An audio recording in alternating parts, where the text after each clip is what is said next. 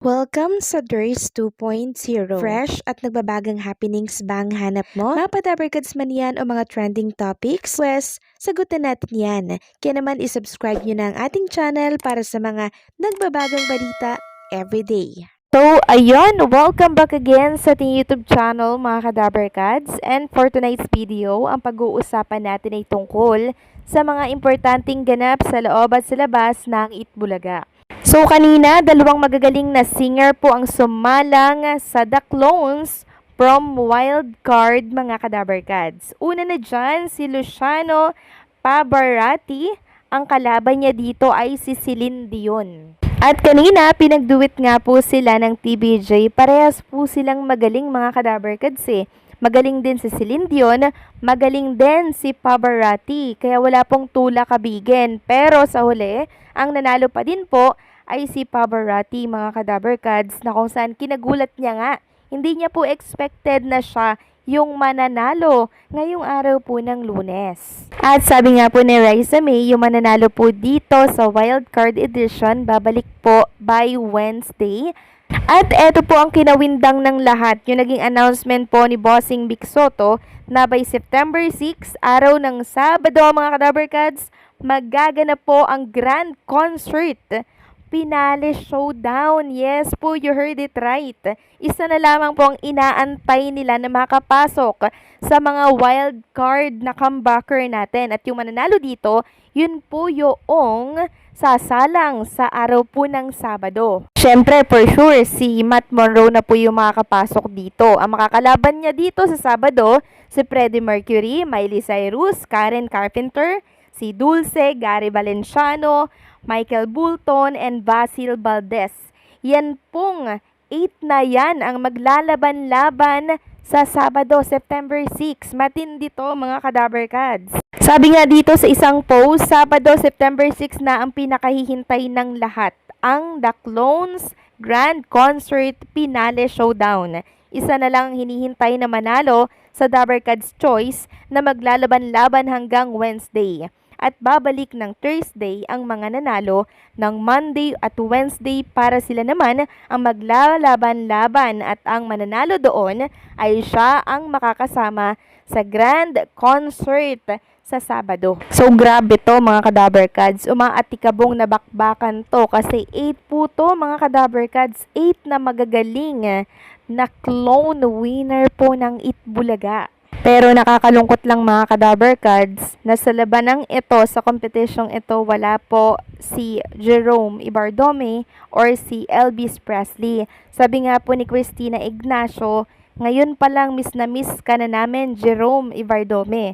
This stage won't be the same without you, Jerome. Sayang mga kadabarkads si Jerome, no? Malay nyo, may surprise po ang Itbulaga tapos bigla na lang siyang ibalik dito sa Itbulaga, 'di ba? Pero siya na po yung nag-confirm mga kadabarkads na hindi na daw siya babalik sa The Clones. Pero makikita naman daw po siya sa Itbulaga. At chinek ko nga po yung account nitong si Jerome Ibardome. Grabe, ang dami pong nag-comment sa review nung kanyang account. At isa na dito, itong si Emily. Sabi niya, the fantastic and genuine clone of Paul contestant, he had the most charming personality that endeared him to the crowd, to the viewers here and abroad. We miss you, Jerome. Stay humble. No one can replace you in our heart and minds. Sabi pa ng isa dito, though I started being his fan since day one of his The Clones journey and loving all his outfit, especially that the episode with the Miss Earth candidates where he sang 4 songs including Your Man, and then he nailed all songs. I guess I like him most when he sang Are You Lonesome Tonight with narration. So heartfelt that the last few lines he almost shook and shed tears. Damang-dama ko yung sakit na nararamdaman niya as the curtain closed at his young age, as if he loved and lost someone he loves. Kanina nga, habang kinakanta nila sa opening ng The Clones, I remember Jerome, and they should have invited him to sing Crazy Thing Called Love with them. Kasi anyway, hindi na siya kasali as contestant, 'di ba? Sobrang nakakamiss ka, Jerome. Sobrang dami pong nagmamahal dito po kay Elvis Presley, mga Kadaberkads. At sobrang dami din pong nalulungkot, ang dami din pong sumugod sa kanyang social media account dahil nagparating sila ng pagkamis dito po kay Jerome Ibardome. So hopefully, ibalik ng Itbulaga si Jerome sa Itbulaga. Kahit hindi man po sa The Clones, sa Itbulaga na lang, 'di ba? At bigyan siya ng portion doon na kung saan magpe-perform po siya kahit every opening lamang po ng Itbulaga. Yan po yung request ng maraming Dabarkads natin at sana po dinggin ito ng TBJ Production. Keep praying lang, mga Kadabarkads, walang imposible sa pagdarasal at ang pagdarasal po yan yung most powerful na pwede nating magawa para makabalik po sa Itbulaga si Jerome Ibardome. Samantalang, panibagong blessings na naman po ang nakuha ni Jerome Ibardome dahil ito pong si Eddie Pressy Magtuto nag-post po ng tungkol sa kanyang magiging event by September 5, Friday po yan, 7:30 p.m. up to 9 p.m.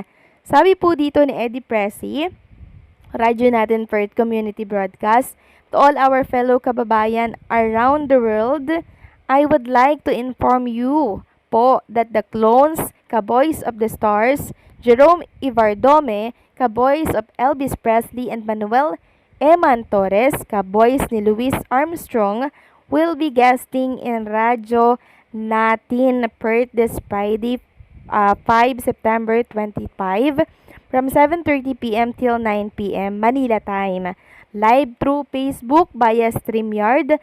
Radyo Natin Perth supporting the local talents around the world. So, abangan natin yan, mga Kadabarkads, sa September 5 po yan, Friday. Tapos, kinabukasan ng September 5, araw ng Sabado, grand showdown na po yan ng The Clones na kung saan ang mananalo po dito ay mag-uuwi ng tumataginting na 300,000 pesos.